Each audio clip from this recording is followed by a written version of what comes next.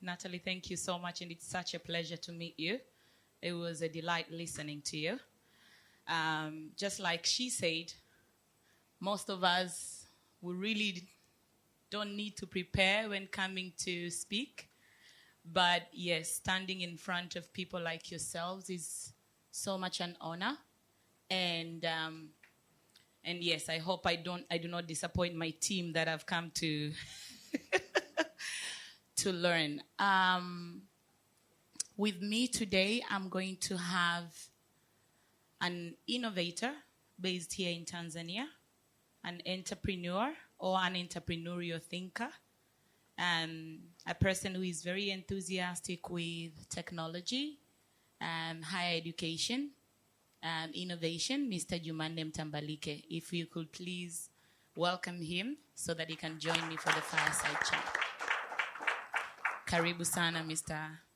Mtambalike. We're very humbled that you said yes at the first call. When I first heard about Education Collaborative, it was in South Africa. When during break we were chatting with Miss Rose Dodd as well as Dr. George Mugabe, and I think I bumped into a gemstone, because if I did not, speak to them, I never would have been part of this incredible movement that is trying to revolutionize Africa. And I want to start by asking the conversation that Natalie was having. It may be unpopular opinion, but it is also time, maybe a request to everyone to also consider collaborating with the non-higher learning institutions as well.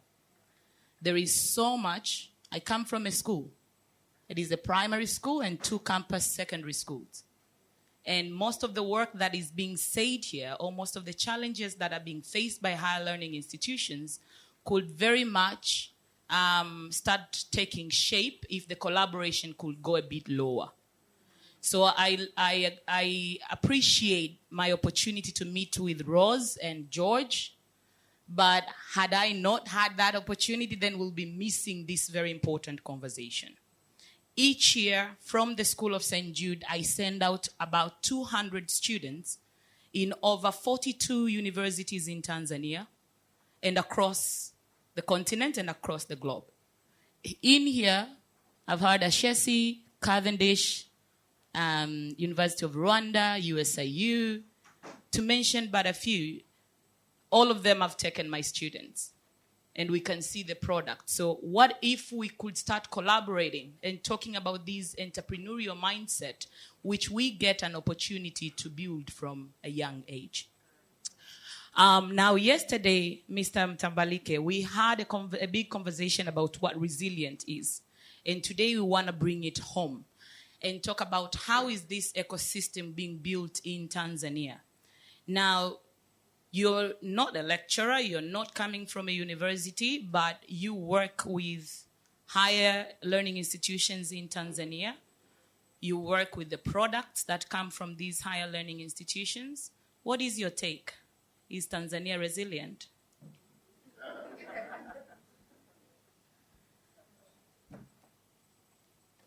Tanzania has always been resilient. That's a political response.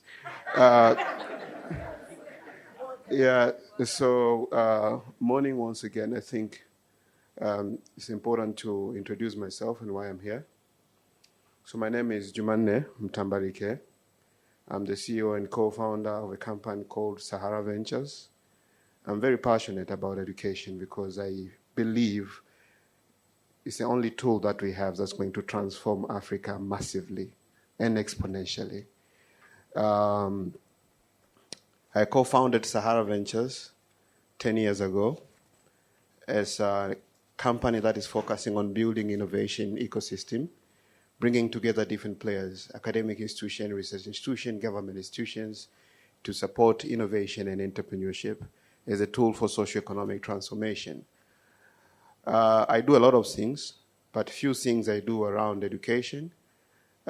Sitting as an advisory board member in 3 academic institutions in Tanzania, Sokoine University of Agriculture, Nelson Mandela African Institute of Science and Technology, and through the World Bank, Dar es Salaam Institute of Technology. My company is also designing what we call Digital Tanzania Institute. Politicians love to call it Chuo cha Mama Samia. So we are designing facilities that will bring together some of the top-notch talent in Tanzania in field of STEM to actually try to transform our country. But I also am involved, and I will have to immediately leave in the next 40 minutes, with the team that is designing the National Innovation Framework, and today we are launching it. I'm also involved in the team that is designing the National Science, Technology, and Innovation Master Plan. I'm also involved with the team that is reviewing the National Science and Technology Policy of Tanzania of 1996. But I'm also involved with the team that is actually putting together a strategy for digital transformation in Tanzania, Vision 2033. So a core part of my work is to actually try to find a meaningful way where academic institutions can effectively contribute to our economy, but also our social transformation. Part of what I've learned over the years working with academic institutions, especially working from the different angles, I started to work as a public employee for 5 years with the Commission for Science and Technology Tanzania, and then I went private sector. My biggest frustration was always when it comes to support young entrepreneurs, especially those who are coming from the campus. We face the challenge of them lacking the forces. They cannot think critically. They can't work in collaborative teams. They cannot communicate effectively. And also, in one way or the other, you struggle to work with them creatively. And I made my personal mission to try to fix that. So the first program we did was with the Commission for Science and Technology. We launched something we call Buni. Buni is a direct translation for Innovate, internship program, which was an 8 to 9 weeks program, and we replicated something we saw in Finland called Startup Sauna Summer School, where they'll put students between 8 to 9 weeks, and they don't care if the student come with stupid ideas. They only want them to understand the process of what it takes to come up with something innovative and eventually create a solution out of it. So we brought that idea to Tanzania. We worked with more than 600 students from 10 different universities, and a significant chunk of the startup founders who are very respected in Tanzania right now, who emerged from academic institutions, they come from that program. We did that program in 2015. So as Winula Kingamkono from Tuza, or Rosie, who is running Agri-Info right now, or even me, myself, who's running Sahara Ventures, and a lot of other young entrepreneurs who have raised significant seed and post-seed round. They came from that program. And we changed the notion that a student from Tanzania cannot co-found a successful startup and exponential business. But we started by completely transforming how the university saw those 8 to 9 weeks. Because for Tanzania universities, those 8 to 9 weeks, students are supposed to be attached for fieldwork, in which most of the times they ended up preparing coffee or teas. They're not doing anything meaningful in those offices. I'm coming from a corporate company, so I understand when they come for field what they do. So we tried to convince the universities to change that approach to focus on putting them in some sort of a CBL, challenge-based learning or competence-based learning, so that they can be able to come up with solutions, with ideas, with innovation, and stuff like that. I've been doing that, and over the years, we started so many things. Now we are running a founder school, which is basically a school by founders for founders, where we take successful startup founders to go on campus and train students how to become founders and what it takes to become founders. Part of our company, CSR, we also do Startup School, which is an outreach program, the same way YC and Sam Altman, they're doing for Stanford University, where they go and teach students how to become founders.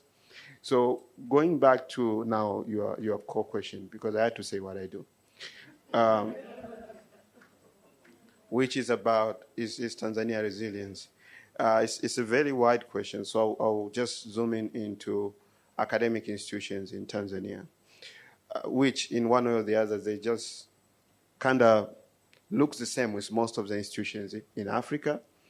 One of my company, which is Sahara Consulting, it's a management consulting firm.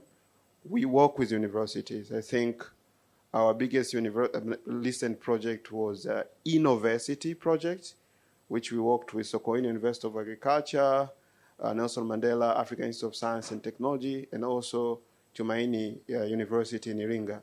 1.5 million USD project funded by the French Development Agency to support on-campus entrepreneurship program.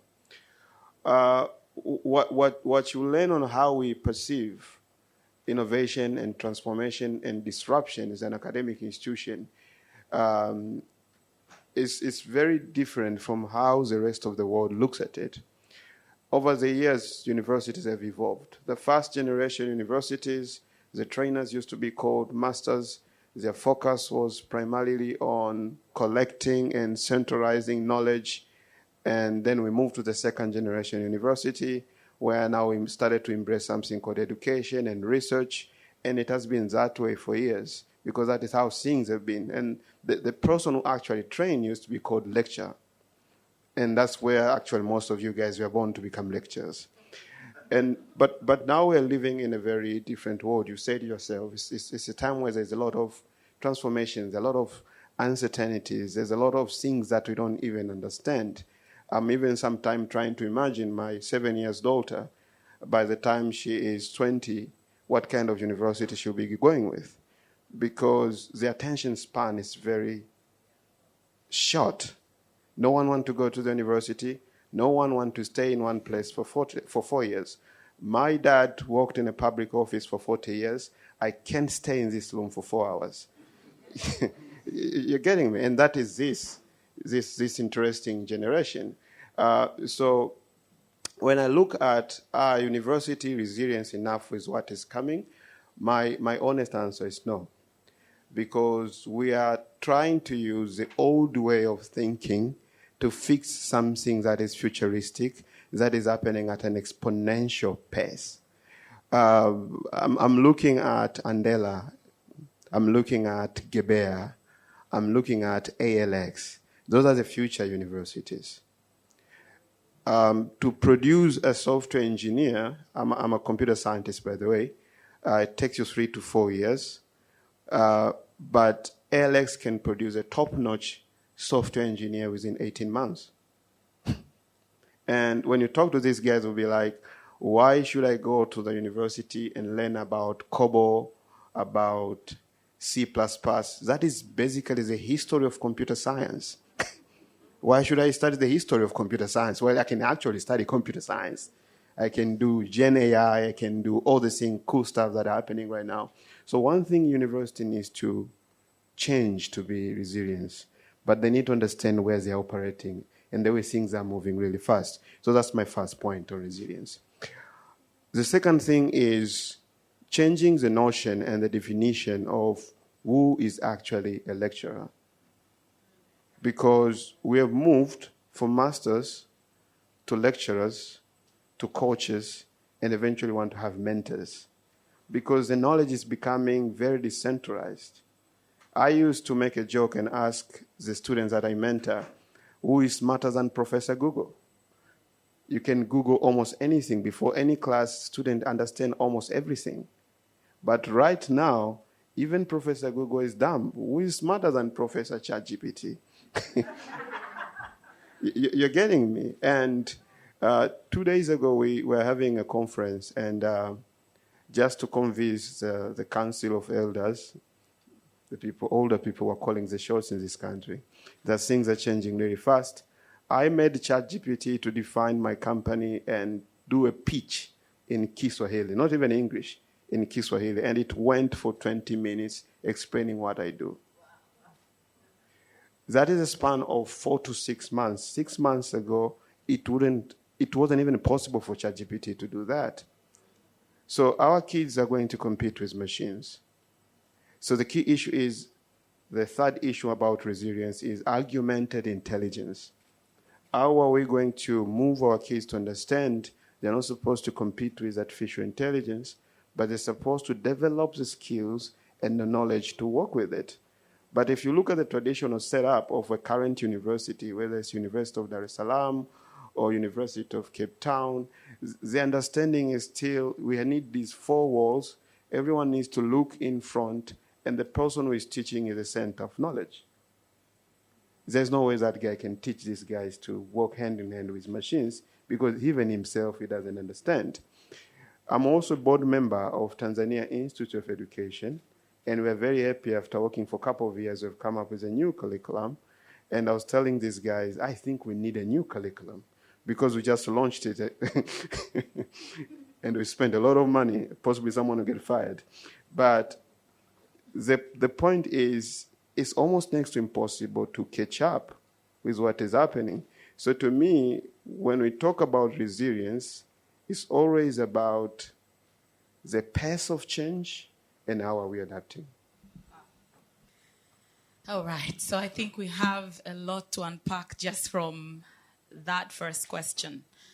And you've said really, really key issues that are problematic and challenging to the higher learning institutions in Tanzania. As we are continuing on, I would like to build on what you have said, but also for the sake of the ones who were not here yesterday, we were talking about, things about diversity, which you have touched about digitization and advancement of technology. You have also now talked about the 3 C's that we're missing in this country, your critical thinking, your communications, your collaboration, and creativity. Thank you so much, Natalie. And creativity, the 4 C's. Basically, what I'm hearing here is a combination of 21st century skills missing in our graduates today. But still, thousands and thousands. I was looking this year, about 120-something students have been accepted into university this year. They still have to go into the same universities. What do you think are the main challenges that are facing us in Tanzania? Yes, you've talked about we're still in the back ecosystem of lecturing. We have not moved forward. We are not advanced yet. What are some of the other challenges you think the higher learning institutions in our space is missing so that we can help?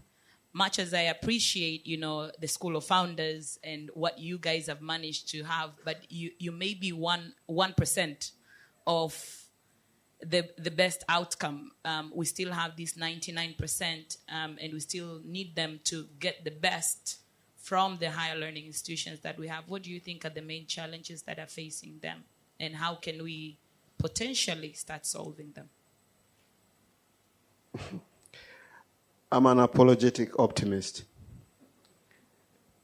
I've been working to change and try to change universities for the past 10 years.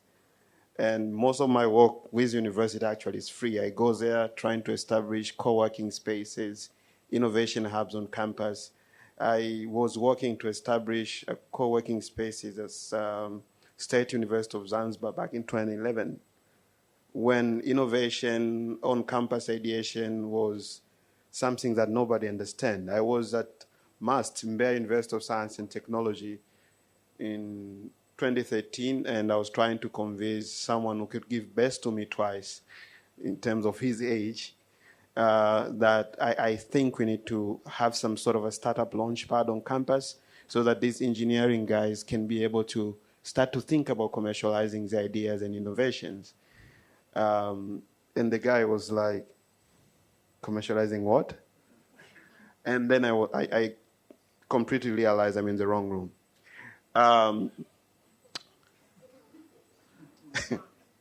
My point here is, and I'm very optimistic that actually universities in Africa have the ability to change, whether by wanting or by force. And what will happen is the median age of Tanzania is 17.9. That's the median age of Tanzania. So we're a very, very young country. You're getting me? An average Tanzanian will be young in the next 20 years. You're getting me? Dar es Salaam will attain what we call mega city status by 2030. We'll have more than 12 million people living in Dar es Salaam. And if you know the geography of Tanzania, Dar es Salaam is very small. It's the smallest city in this country. Like you can move within all the city district of Dar es Salaam in just a day. You're getting me? So just imagine having 7 or 8 million people who are unproductive living in your financial capital. University will have to change. Either by force or willingly. Or by fire. You're getting me? So I've heard about students taking universities to court in South Africa, saying that they were promised us a degree and they'll get employment after graduating. But I don't have a job now, they lie to us, I'm taking them to court. So, you can Google that stuff. It's a serious case. It's available online. I'm not making this up. So the thing is, the challenges and obstacles are there. But I really like what Natalie said. It actually starts with the leadership. People who are willing to go beyond what regulators tell them. Because one of the biggest challenges you face is the way universities are set up. I know all of you guys are here. You can have the VCs and, the head of department and the HODs and everyone else. But outside the universities, they have to deal with the regulators. They have to deal with the TCUs, Tanzania Commission for University, who actually oversees your curriculum. They oversees the software of your education and allow you to do or not to do. And I think in future conversations, you need to have these guys in the room because they're very important people. You talk about all this disruptive stuff that you want to do on campus. I don't think those guys from University of Rwanda, they don't want to do it, but they know the regulator will ask them, what the heck are you doing? And there are always penalties and consequences if you don't do what regulators want. I remember during COVID-19 in Tanzania, universities want to change immediately to adapt technologies, to adapt digital transformation, to start to offer lectures online, to allow students to do exams online because they were at home. And the regulator was like, wait a minute, who gave you permission to do that? It doesn't work out like that. We have to sit down and discuss. So I think the first important part is to rethink the role of regulators. They are not there to police, they are there to facilitate. So if we want to transform what we do, we have to sit down with the regulators to actually educate them how to regulate. I'm allowed to say that I'm from a private sector, so no one will fire me. Because that is very, very important. You're talking about transformation, you're talking about change, you're talking about taking risks, you're talking about trying different things. You cannot take risks, you cannot try if you've been subjected in an environment where trying is not allowed. That's number one. Number two, we are having conversations right now about EdTech innovation sandboxes. One of my clients is MasterCard Foundation.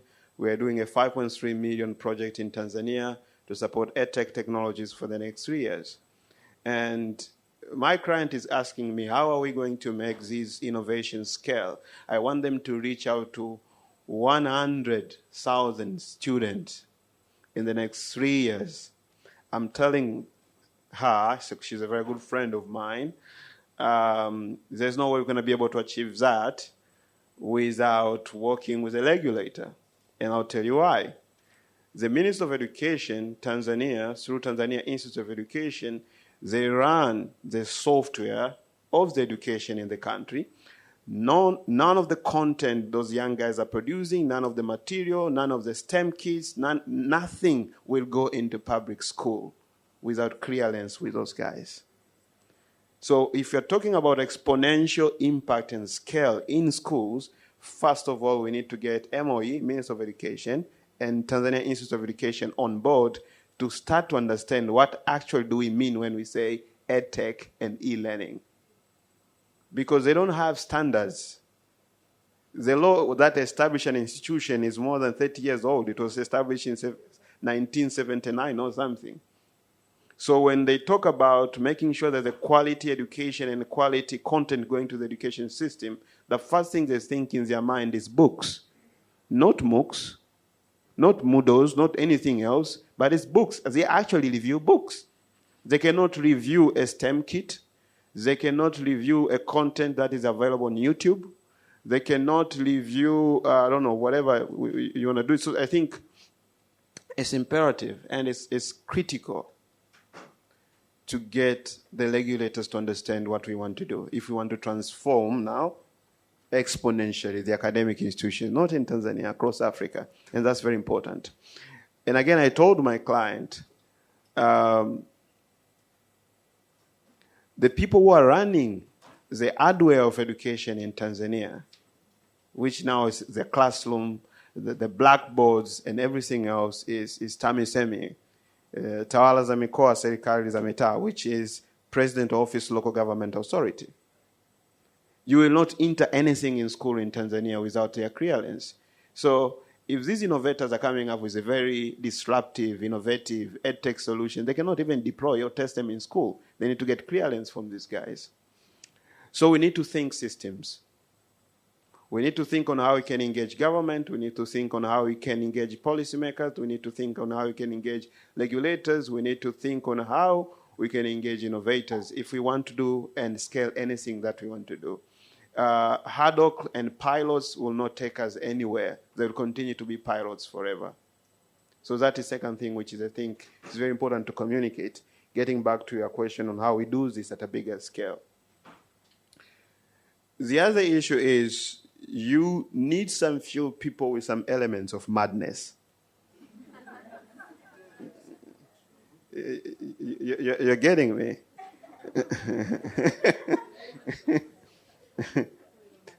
You're getting me. And I will tell you why. My first boss, who is also a very good friend of mine and a mentor, Dr. Hassan Mshinda, the former Director General of COSTECH, he was a really right person for that job because you are mandated to oversee an institution that is supposed to help the country to innovate and to take risk. But you are subjected to work under very stingy procurement systems. That will get you fired if you disobey them. You're getting me? And you realize half of the people you're working with are young people with vigor and zeal and energy to come up with ideas, concepts, and innovation. And they're pushing you because they want to see these changes. And you are sitting in that institution. Of course, you have to report to the permanent secretary, you have to report to the minister, and eventually you have to report to the person who appoints you, who is the government, who is the president. But this guy was a very interesting guy. He taught me a very interesting principle in my career. This was 13 years ago. He told me if you want to innovate in Africa, focus on forgiveness, not permissions. You're getting me? So, and I'll tell all change makers, the song was very good, the change maker song. If you want to be a change maker, by the way, this same person actually told me the two institutions that are very difficult to change in Africa is a church and a university. So, So again, if you want to be a change maker in an academic institution, and I'm telling you, I'm sitting in advisory board of 4 universities, you have to focus on forgiveness. The moment you start to write those letters asking for permission to get industry experts to come on campus and give speeches, it's not going to work. You write so many letters. I promise you're going to write so many letters. And you're writing letters to people who actually don't even understand what you're talking about. I told the guys, for them to actually understand what is an innovation hub on campus, what you need to do is very simple. Take one classroom, get rid of all the chairs, put sofas, put good Wi-Fi, get the student to start to pitch the ideas, and when they come in, they'll be like, oh, This is what you are telling us. So this is an innovation hub on campus. I thought it was supposed to be a classroom. No, it's not a classroom. It's a co-creation place where actually students come, co-create, they nurture the ideas, they do mistakes, they learn, they develop skills, and then they become ambassadors, and then they start to tell other universities. I think you need to have an innovation hub. But if you write a letter and say, we want to establish an innovation hub, the first question will be, which school do you want us to hang it? Because that's how an average leader of an academic institution operates. They look at their structure and what the university charter says. If it says the university charter hasn't defined an incubator, so where would I put it? And so this guy who runs an incubator, should he have a PhD? Would he be at the same level as the HOD? Will he also drive a V8 like me?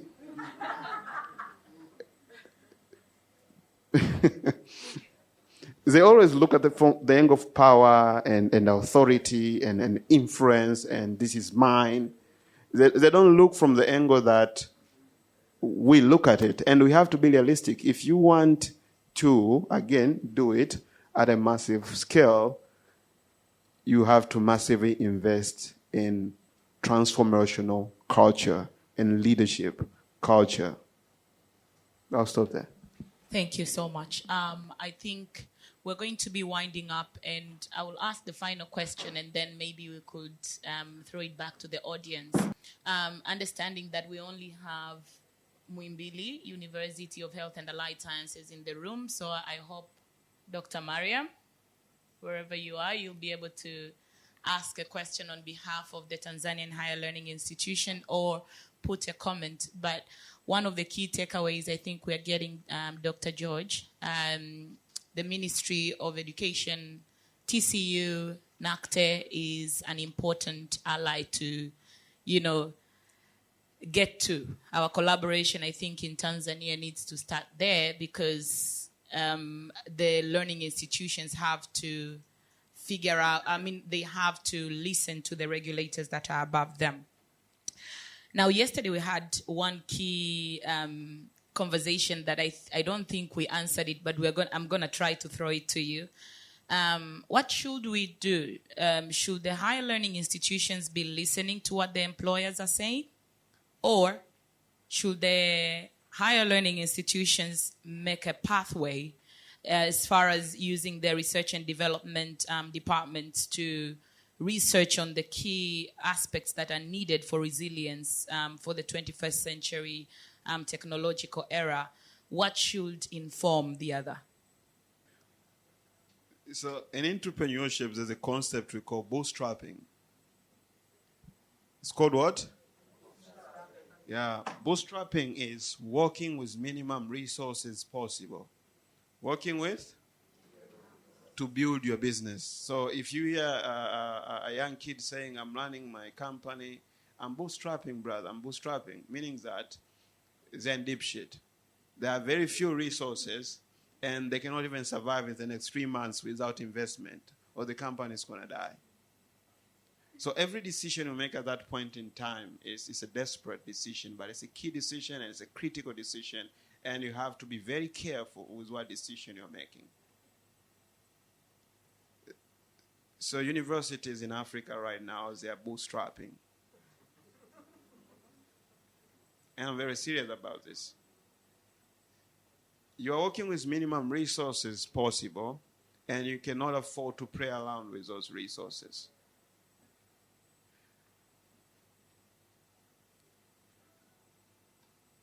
Someone actually asked me once, so why is it difficult to adapt the concept of smart cities in Africa the same way Milton Keynes is doing in the UK and some few other countries, like they build cities from the scratch and call them smart cities. I told them we don't have money to create toy cities. We cannot even figure out our real cities.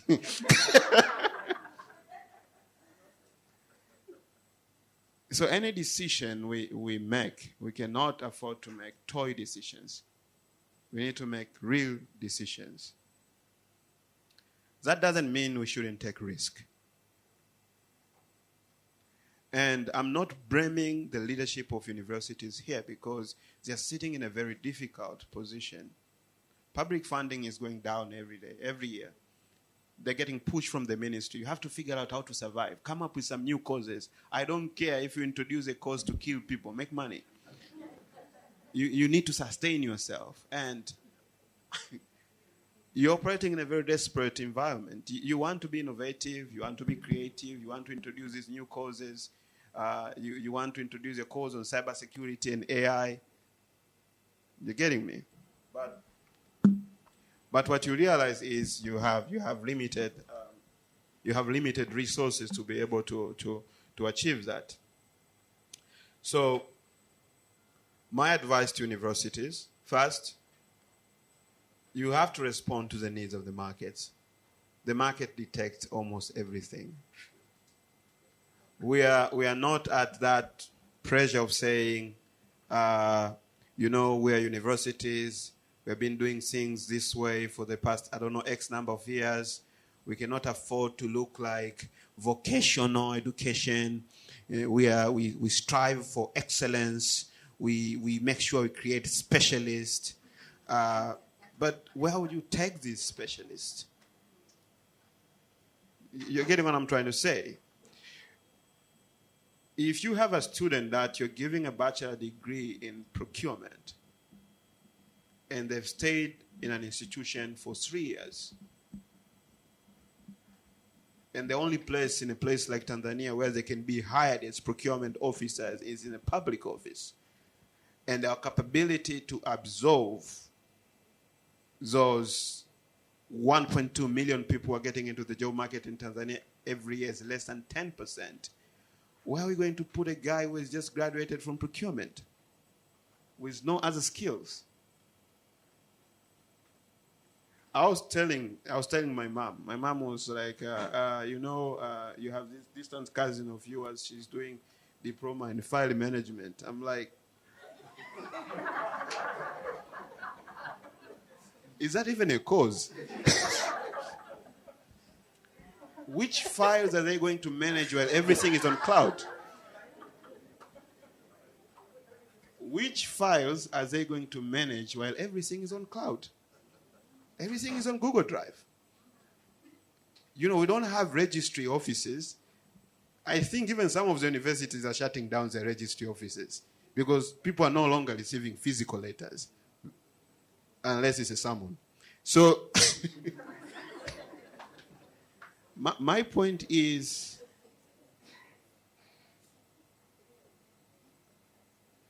we should let the market. It's very, very important. We should let the market at least tell us what we should do if we want to have impact at scale. And don't get me wrong. I love science. I believe in research and development. I believe in creating expert and specialists. But we are bootstrapping. We have millions of young Africans. To be specific, it's estimated 18 million of them are getting into the job market every year. To give you a context, that is 3 times the size of Finland as a country. So we're bringing new Finland into the market. 3 Finlands every year as Africa. 3 countries we are bringing to the job market every year in Africa. In Tanzania, it's even worse. The population of Rwanda is roughly 12 million. Am I right?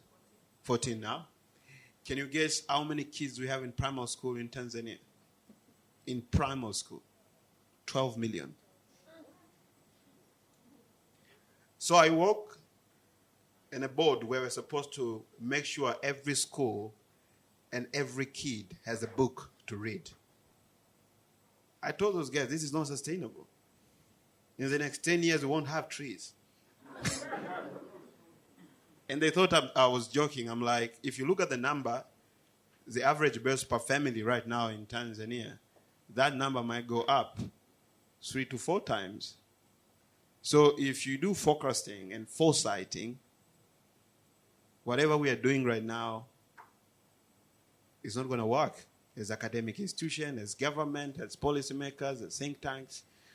So again, unfortunately, I don't have answers. I'll leave you more questions. Thank you.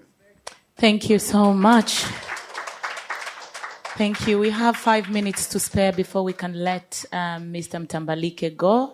So I will open it up to the audience if there are comments, anything. Yes, please, I see a hand. Anything to help our Tanzanians ecosystem. Thank you very much. My name is Dr. Angeline Wamboko from Management University. I love the conversation about including regulators, but the end users of these products are SMEs. Any ideas on how we can engage SMEs more? Thank you. Good morning. My name is Olutayo Shisa from Cavendish University, Uganda. I want to pick your mind on a matter concerning, a lot of it you spoke about, but as you said, I've been really inspired by your contribution this morning. But I was trying to find what you think about the fact that we, as universities, we're educating people. You said it, a degree in medicine, in different fields of study. But there are a lot of jobs that are going to be created in the future that we don't even know are going to be created. A few years back, I was interacting with my grandfather and was telling me about professions such as night soil carriers. And what are those? Guys who empty the waste product in cities where there are no drainage and sewage systems, chimney sweepers. And so in the future, I have a Generation Alpha at home. And so I'm wondering, we tell children, I want to become an engineer, a doctor, a lawyer, those positions, those jobs. But now we find that doctors are also going into IT, keyhole surgery. They need to use technology to. And so I was trying to pick your brain. When we have students who want to become certain professions that is going to evolve or become eradicated in the future, of course, this creates an existential crisis. I want to become a doctor. Now, okay, maybe medicine might not be eliminated, but it will definitely evolve. And so I was trying to pick your mind. What is your take on the whole idea of educating people for futures that we don't even know what jobs they will be able to do?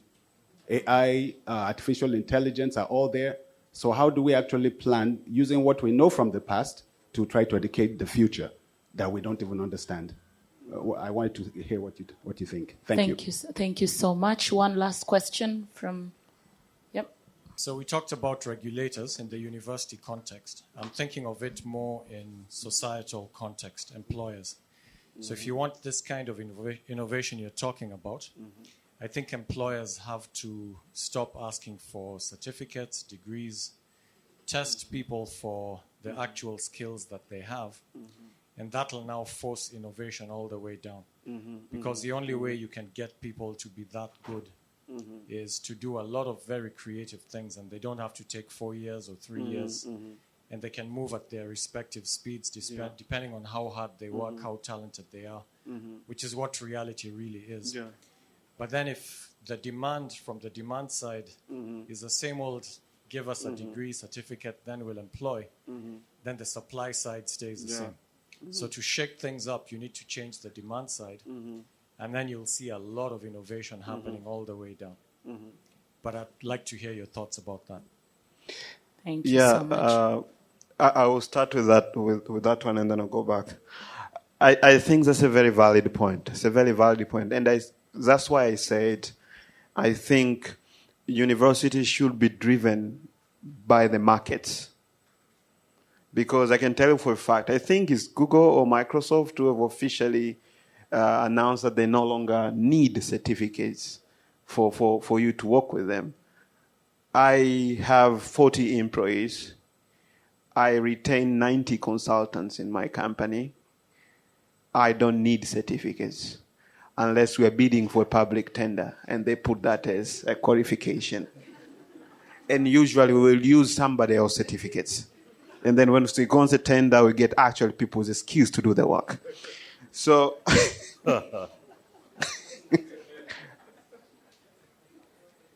that's what the market wants. You want the certificate, but the market wants something different. You're getting me? And A top-notch graphics designer, sorry to say this, University of Dar es Salaam is not my alma mater, you won't get them from a place where they give college degrees. You get them from running an interview this way. I'm coming up with a new campaign. It's supposed to address teenage pregnancy. A client wants to see something innovative, very engaging. You guys are here. Someone who comes with the best campaign, with a good logo, with a good campaign, with a message, proper flyer, and an idea of a website is getting a job. I tell you for a fact, the two top people will not be from the university. I've done that so many times. It will be people who are driven by passion. They understand the need. They understand the sectors. They are constant online, searching for stuff. They're eager to learn. Which now I'm going to anchor that to the question that my good brother asked. Like now, how are we preparing these young kids with the future we all don't understand? You've been using the word yourself here since yesterday, resilience. We prepare them to adapt. We prepare them to be lean. In a startup world, we have something we call a lean startup. You constantly build, learn, and measure your progress. It's an iterative cycle. You don't perfect it in a day. And that's how the world operates right now. Don't create zombies. People just consume content and being told what to do. Because the world right now doesn't operate that way. They need to constantly evolve. New things going to come up every day. I like that quote where it says, I think, the illiterate of the 21st century will be those who cannot learn, unlearn, and relearn. So the most difficult part is not learning and relearning, is unlearning what you know. Because I've been taught to do things in a certain way. I love this whenever I discuss with my father. We've been doing this for 35 years. I was advising one of our former presidents in Tanzania. He was launching his fund to support young people through his foundation. And I was telling, one of the keywords we have to use here is disruption.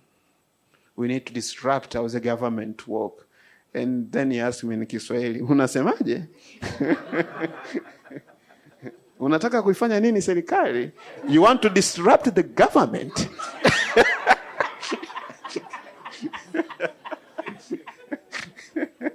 And then I quickly say, no one can disrupt the government. But the thing is, we need to disrupt the universities. You're getting me? But if an age mate of my father, who is 75 years old, is running that university, how do you disrupt that guy? It's not that we have issues with them, and this thing is another thing which is very important, is missing in Africa right now, is cross-generation dialogues.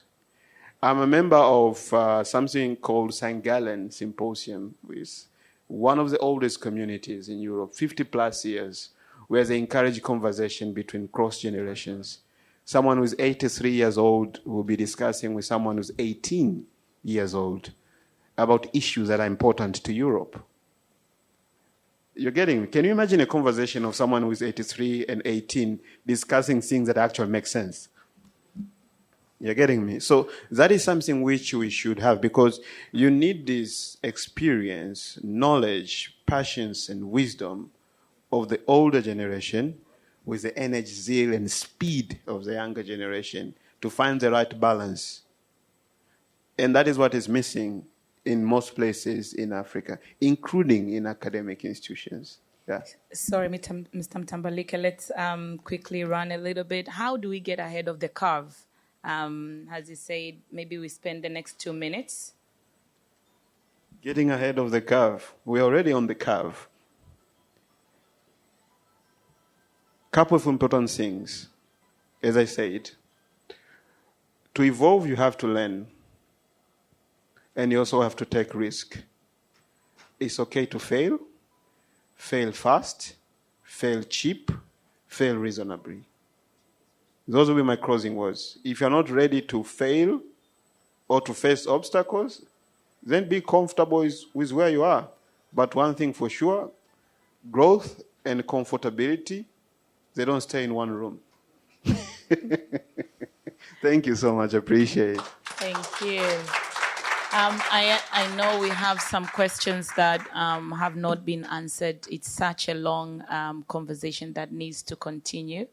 But my key takeaway as the person who has been given an opportunity, who is not a higher learning institution, and the industry expert that we have got today, I think it is time for Tanzania specifically, it is time to relook at how we collaborate. And again, just asking again, we start with the 12 million that we have heard.